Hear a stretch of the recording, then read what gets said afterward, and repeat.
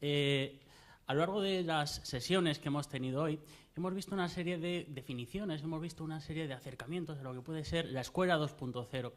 Hemos visto también, de una manera tangencial, definiciones sobre la web 2.0, y a mí, además de esas definiciones que hemos visto, siempre me gusta modelizarlo, siempre me gusta ejemplificarlo con frases concretas. ¿Qué relación puede tener Manuel Machado y la escuela 2.0? Bueno, a los que hayáis visto la presentación esta mañana en la página de Elite ya sabéis la respuesta, ¿no? Pero la web 2.0 que decíamos, y básicamente para mí esa es la respuesta. La última parte de la copla de Machado no la voy a recitar porque, bueno, José Luis Gamboa seguramente la podría recitar bastante mejor que yo, pero esa parte que hemos puesto en verde me parece que refleja bastante bien el espíritu de lo que es la web 2.0. Dice que las coplas vayan al pueblo a parar, aunque dejen de ser tuyas para ser de los demás. Y sobre todo esa frase de fundir el corazón en el alma popular. Compartir conocimiento es construir conocimiento. Bien, más allá de esta primera aproximación, el proyecto que les voy a presentar engloba una serie de proyectos que tienen los blogs de Aula, la raíz, tienen el sitio donde conviven todos ellos. Vamos a hablar, en primer lugar, sobre todo, del blog que utilizo para segundo de ESO, Ciencias Sociales segundo de ESO Online, pero también tengo otros blogs que evidentemente no los he ido haciendo todos el mismo año, sino que, bueno, a lo largo de 3 años de docencia, pues he ido implantándolos según las materias que he ido impartiendo. Espacio geográfico, que es para tercero de la ESO, Historia de ESO cuarto online, Senderos de Historia, que es para la materia de Historia de España de segundo de bachillerato, y el último y más reciente proyecto en el que estoy trabajando es Geografía Colaborativa, que no es sino un proyecto para trabajar la geografía de segundo de bachillerato, pero de una manera diferente y tiene bastante que ver con lo que ha planteado Evaristo. Bien, utilicemos los medios de comunicación y también utilicemos todas las herramientas que hemos visto hasta ahora para poder comunicarnos y poder construir conocimiento. Mi instituto, bueno, mis chavales de geografía de segundo de bachillerato están trabajando la materia mediante un blog colaborativo con un instituto de Canarias que es el IES de las Galletas y en concreto con su profesor, con Luis Miguel Acosta. Tenemos un blog colaborativo, pero luego también lo que hacemos es, una vez al mes, tenemos un blog creado específicamente para debatir sobre temas de actualidad. Ahora estamos con el tema de la exposición de los gitanos rumanos en Francia y, de nuevo, estoy completamente de acuerdo contigo, Evaristo, con que solo el tratamiento crítico de los medios de información nos puede dar ciudadanos con una educación mucho más completa, ¿de acuerdo? Pero el primer proyecto en el que me voy a centrar de una manera muy rápida es ese blog Ciencias Sociales segundo de ESO Online. Coincido con Máximo Penesi a la hora de trazar un poco lo que es la panorámica de la evolución del blog. Es un blog que empieza hace 2 años y pico, más o menos, y comienza como un repertorio de recursos.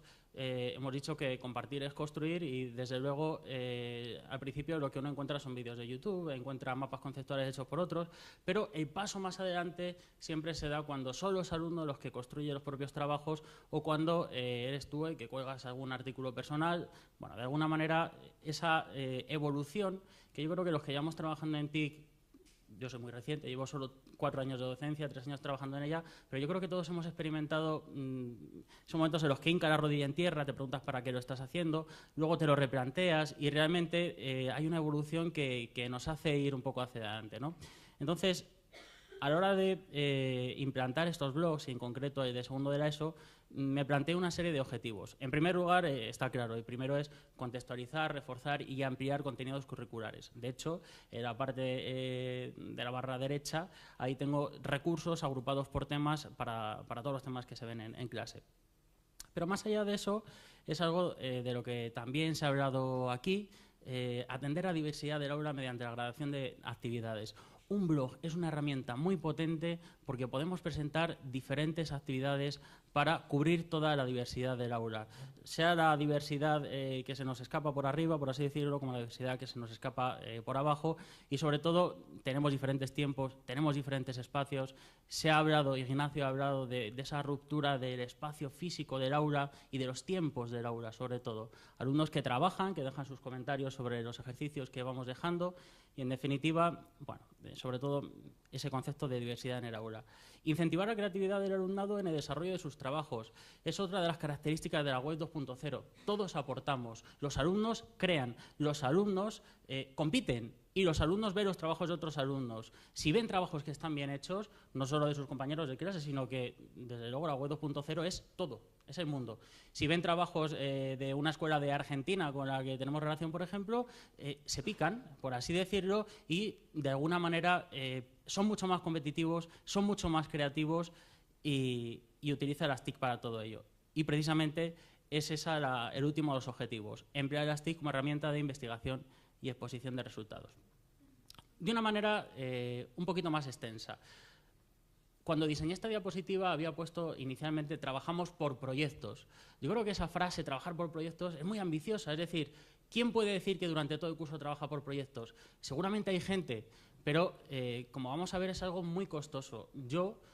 Hay una parte del curso que trabajo de una forma tradicional, entre comillas, con blogs, con unas tecnologías, pero bueno, siguiendo un poco lo que es el currículo oficial, pero luego sí que hay una parte en la cual trabajamos en algunos proyectos. ¿Qué ventajas tiene el trabajo por proyectos? Bueno, ahí hay un tuit de Javier Monteagudo que me gustó mucho porque expresa las potencialidades de este trabajo por proyectos. Dice, en el trabajo por proyectos, los alumnos se ven expuestos a situaciones reales de aprendizaje, trabajo por competencias, ¿verdad? ¿Qué desventajas tiene el trabajo por proyectos? Pues Isabel Ruiz, estoy completamente de acuerdo con ella, porque dice, seguir temario implica trabajo dado por proyectos, trabajo por crear. Es decir, no son desventajas, son oportunidades. Es más trabajo, es cierto. Lo comentaba Ignacio también.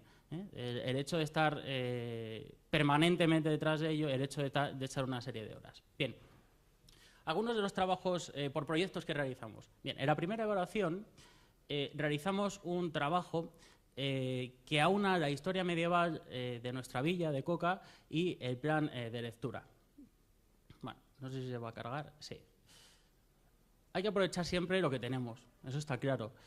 Coca es una villa segoviana, es 2.200 habitantes más o menos, y sobre todo tiene un pasado riquísimo. El instituto está aquí, y aquí lo que tenemos en esta zona de aquí es un castillo mudéjar del siglo XV, aquí hay unos restos de murallas, aquí hay restos romanos, pero bueno, hay una serie de iglesias, en definitiva, un patrimonio que hay que aprovechar. Entonces, pensando en cómo podía yo aprovechar esas potencialidades, esos recursos que tenemos y aunarlo con el plan de lectura, pues se me ocurrió, de nuevo estamos con la improvisación, el profesor que trabaja con TIC vive peligrosamente al límite, ¿verdad? Se me ocurrió que de alguna manera podía proponer que se leyera La Catedral del Mar, su libro de 600 y pico páginas. Es un libro que para alumnos de segundo de la ESO yo he conocido gente que no lo recomienda. Oye, y si se leen Harry Potter, ¿por qué no La Catedral del Mar? Entonces, iniciamos una serie de trabajos que vinculaban la historia medieval de Coca con la historia medieval en general. Bien, realizamos una serie de investigaciones para documentar el trazado antiguo de la muralla. Apenas quedan 200 metros, pero sí que quedan restos en superficie. Bueno, pues de una manera en grupo se organizaron y con cámaras digitales documentaron todos los restos que muchos de ellos ni tan siquiera sabían que eran restos de la muralla medieval, fotografía digital. En clase utilizamos la pizarra digital para establecer hipótesis sobre por dónde podía haber ido, pues por aquí hay una defensa, por aquí hay un cierto escarpe que puede que sí, puede que no. Y utilizamos también el Google Earth, trabajamos mucho con Google Earth en clase, para delimitar el antiguo trazado de la muralla medieval, la ubicación de las iglesias desaparecidas. Aquí una anotación. Esta experiencia la realicé hace 2 años. Seguramente, o a lo mejor, se la realizara este año, a lo mejor la trabajaría con el Google Maps para que delimitaran ellos las zonas, para que colorearan las áreas. Vamos a pensar una cosa, hay que pensar en la eficacia de las herramientas, hay que pensar en la simplicidad de las herramientas. Si a mí plantearlo de esta otra manera me va a exigir dedicar una serie de clases que, de acuerdo, lo pueden investigar ellos en casa, pero en ese momento me interesa que se centren en otro contenido, yo prefiero que utilicen el Paint e ir a lo básico, porque yo considero que con el Paint el aprendizaje está conseguido. No hay que complicarse a la hora de buscar herramientas. Y también otra de las cosas que hicimos, bueno, no se puede ver el vídeo, es realizar diferentes trailers sobre, bueno, como si se hubiera rodado la película de la Catedral del Mar y rodaron diferentes fragmentos, ¿no? En la segunda evaluación, en segundo de la ESO, niños, hombres, mujeres, pavo, en definitiva. ¿De verdad os creéis adultos? entonces trabajaréis como tales. Un ejercicio de role-playing, un congreso internacional para trabajar el siglo XVII, en el bloque de Historia Moderna. ¿Qué es lo que hicimos? Bien, se tenían que preparar una serie de ponencias, cada uno tenía un tema, tenía un tiempo, les di una documentación, documentación digital y documentación también en papel, y armamos entre todos un blog. Utilizamos unas herramientas muy sencillas, Script para subir las ponencias, SlideShare para subir las presentaciones, Blogger, y luego las ponencias también las grabamos en iVoox. ¿Qué conseguimos con esto? Alumnos que se mojaron, alumnos que se atrevían, alumnos que muchas veces estaban fuera del aula por completo, es decir, alumnos que no habían participado nunca en ningún tipo de experiencia y se implicaron e investigaron. Aquí tenemos cómo esta experiencia fue una exigencia y un reto personal, pero también fue una exigencia y un reto colectivo. Y sobre todo fueron una exigencia y un reto superados. Bueno, hay una serie de comentarios, sobre todo este de Aitor. Es un chico que, bueno, es tímido y sobre todo esta frase me llegó, dice, nos has enseñado durante todo el curso a hablar en público. Estos son competencias, ¿no? Bien, otro de los proyectos en el que vengo trabajando desde hace 3 años es la creación de un premio de investigación histórica para alumnos de secundaria y bachillerato. ¿En qué consiste? Básicamente en que alumnos del centro realicen temas sobre cualquier tipo de investigación histórica. El primer año, la convocatoria 2008-2009, solo lo hicimos a nivel de centro. En el segundo año ya lo exportamos a 5 centros. Y este año ya lo hemos hecho proyecto de innovación educativa, lo acabo de entregar esta misma mañana en el CFIE de Segovia, y ya hemos comprometido a 26 profesores de toda la provincia de 7 centros, de diferentes áreas, de diferentes ciclos. En definitiva, estamos creciendo. Ahí he puesto una serie de objetivos, pero sobre todo el que más me interesa es ese, emplear en este momento, emplear las TIC como herramienta de investigación y exposición de resultados. ¿Por qué?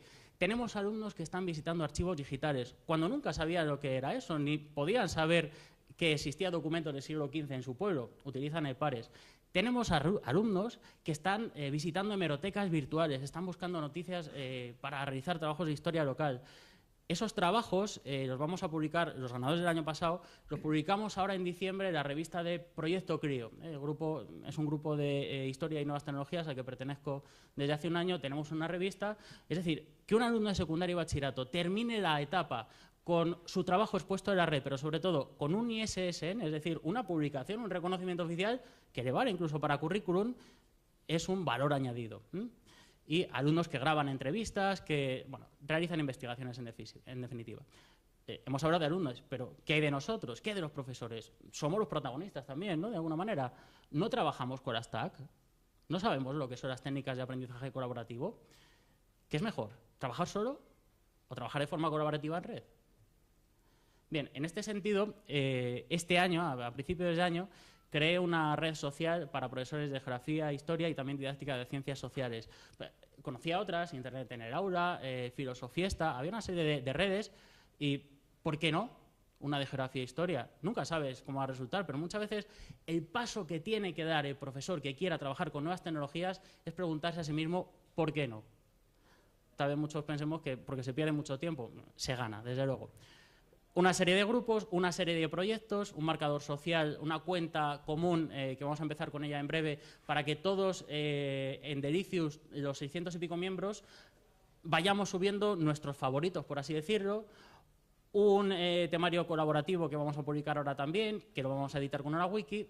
Y un canal en YouTube donde estamos subiendo todos los miembros que pertenecemos al grupo de YouTube de CRIO en Red, estamos subiendo fragmentos de película que pueden ser útiles para el aula. Simplemente, de una manera muy rápida, 5 ideas para concluir.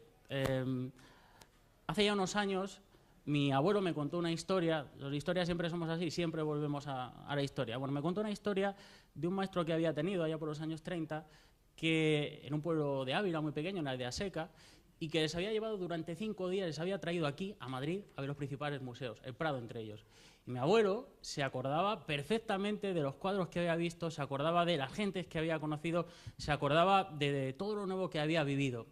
Entonces, comencé a pensar cómo podía relacionar aquel aprendizaje que había tenido mi abuelo, que había sido un aprendizaje estable, que había sido un aprendizaje permanente. ¿No es eso lo que queremos?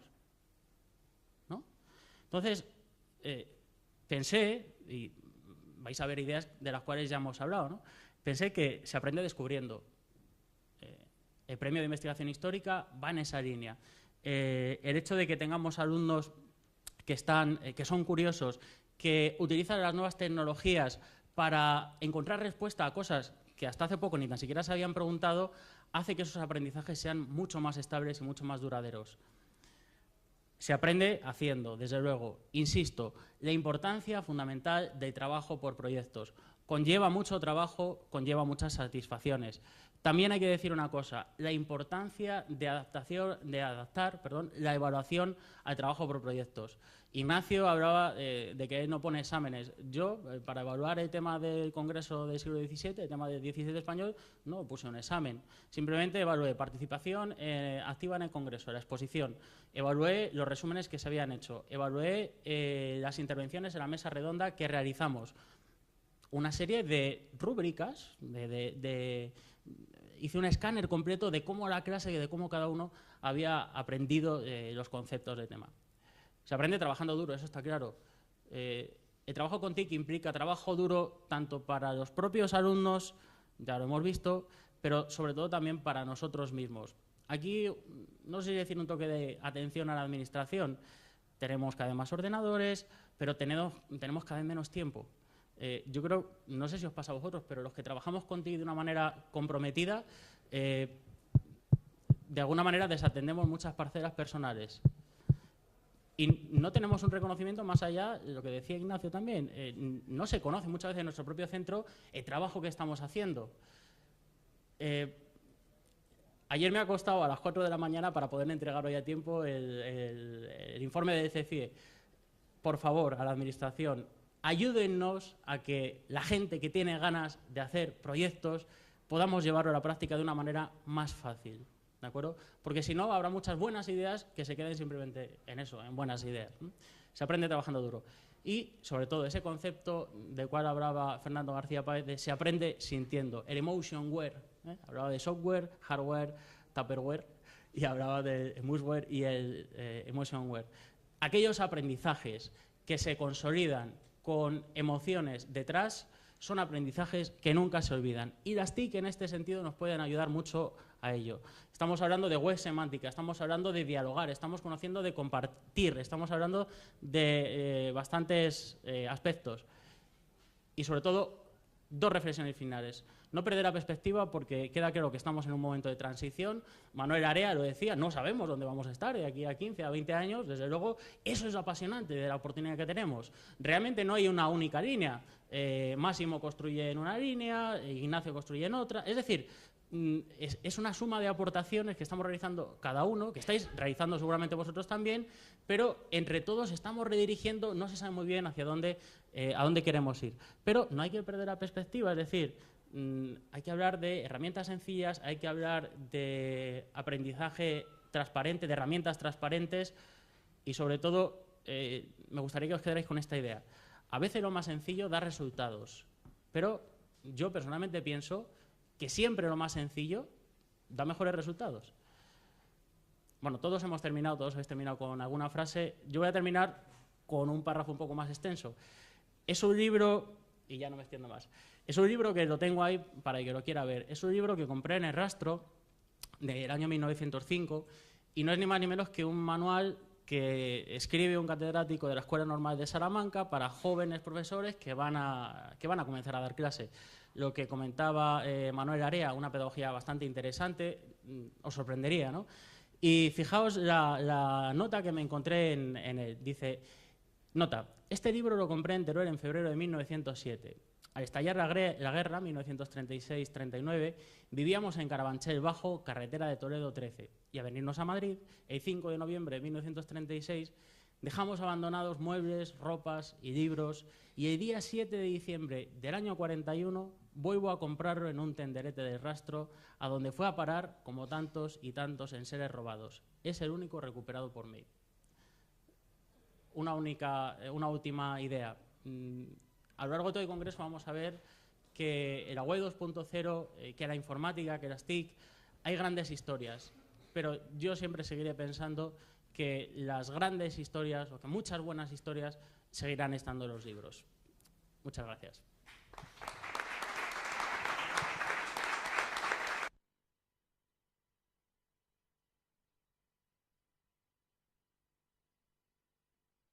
tradicional de evaluar, mantenemos una forma basada en contenido, en adquisición de conocimiento y no tanto en competencias como en teoría debiera de ser? Sí, seguramente. Bueno, seguramente no, desde luego. Y sobre todo, yo este año, por ejemplo, imparto todos los bachilleratos y tengo muchas más dificultades, sobre todo para implantar proyectos de trabajo en un segundo de bachillerato, porque el temario es muy ajustado, porque la evaluación no hay tiempo para poder realizar este tipo de trabajos. Y bueno, lo que estamos haciendo en Geografía Colaborativa entre Luis Acosta y yo es algo que implica tiempo personal de los alumnos en casa. Y bueno, pero de alguna manera no deja de ser una experiencia. Sí, trabajamos también con correo electrónico, con documentos de Google compartidos, pero digamos que falta dar un paso más allá, ¿no? De alguna manera. Bueno, no sé qué opináis vosotros. Sí, yo igual, ¿no? estoy totalmente de acuerdo y por tanto si la administración te dice que tienes que hacer un examen porque es obligatorio, porque el alumno o la alumna tiene que tenerlo para que si hay una reclamación y todo lo demás, claro, son pasos administrativos que no te queda más remedio. Bueno, no te queda más remedio, sí te queda, pero evidentemente que hay el papelito canta que decían, ¿no? Pero de todas maneras yo pienso que evaluar las TIC de la manera que estamos haciendo, o sea, de la manera que se evalúa lo normal, o sea, lo que se ha hecho hasta ahora, no puede ser. O sea, un examen memorístico con las TIC no puede ser igual. Y aquí está uno de los problemas de la evaluación con las TIC en los centros TIC. Es que hay que cambiar el modelo de evaluación. Y después viene la siguiente pregunta. Cuando estos alumnos marchan del instituto con un modelo de este tipo, llega a la universidad que el profesorado habitualmente de TIC sabe poco, algunos sí, otros no, pero la mayoría poco, ¿qué ocurre? ¿No? Esto es una cadena. Y la cadena se debe continuar, porque si no puede pasar que seamos islas, que el alumnado sabe mucho, pero llega allá y entonces cambian las cosas.